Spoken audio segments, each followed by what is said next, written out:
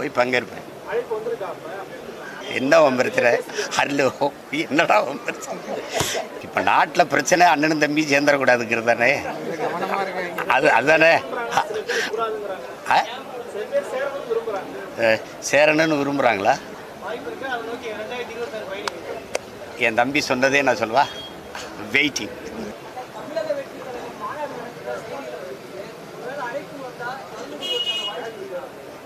போவேன், போய் பங்கேற்பேன்.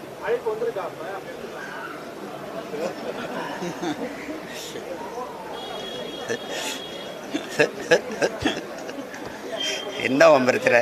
அல்ல என்னடா பிரச்சனை? இப்போ நாட்டில் பிரச்சனை அண்ணனும் தம்பி சேர்ந்துடக்கூடாதுங்கிறது தானே. அதுதானே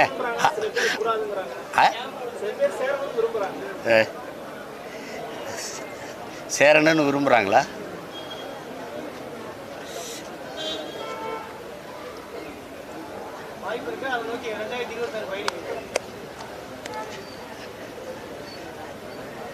என் தம்பி சொன்னதே நான் சொல்வா, வெயிட்டிங்.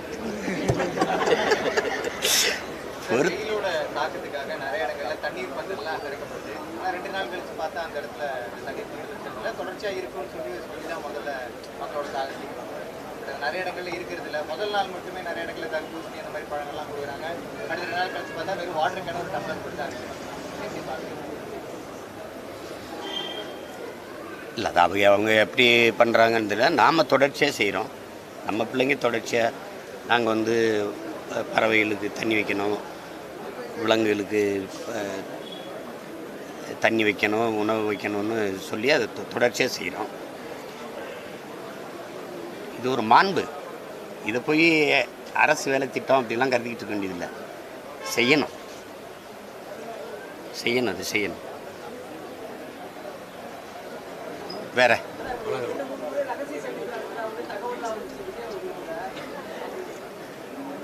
நாங்கள் என்ன கள்ளக்காதலர்கள் மாதிரி அண்ணனும் தம்பியும் சந்திக்கிறதுல என்னங்க ரகசியம் வேண்டி கிடக்குது? சந்திச்சா சந்திப்போம், இதில் என்ன இருக்குது?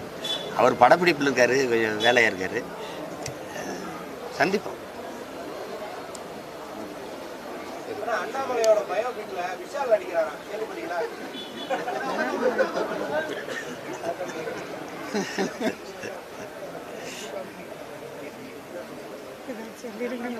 ஏதோ சொல்லிடுவா.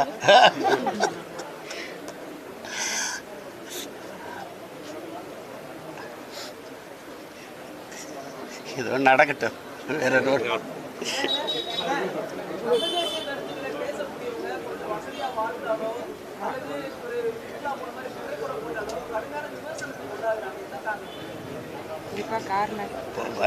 என் தங்கச்சிக்கு ஒரு காருக்கு பக்கத்தில் நின்ட்டா அவளை படாபாடு படுத்துறாங்க.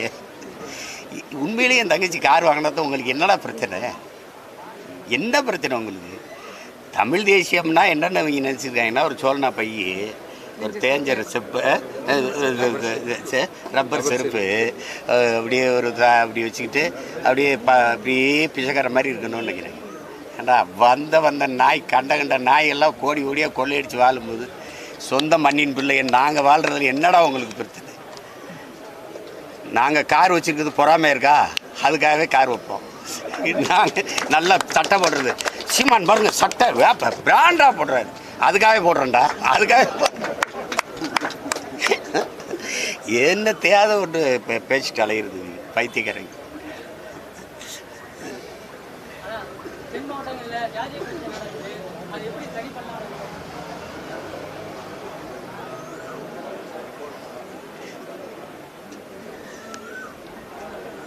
அது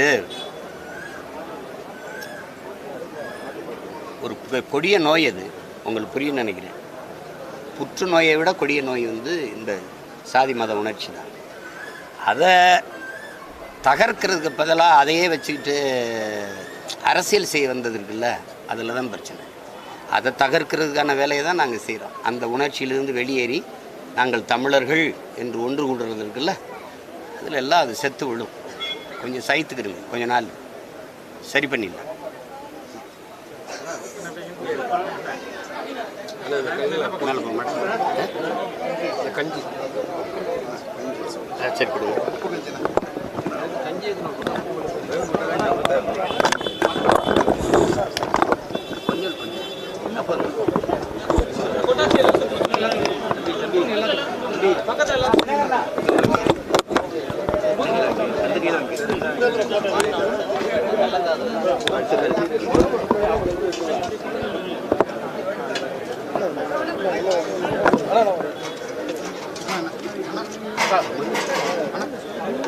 அது போயிடலண்ணா. ஓ கொஞ்சம் சைடில் இல்லைண்ணா, கொஞ்சம் சைடில் வாங்க, கொஞ்சம் சைடில் வாங்க.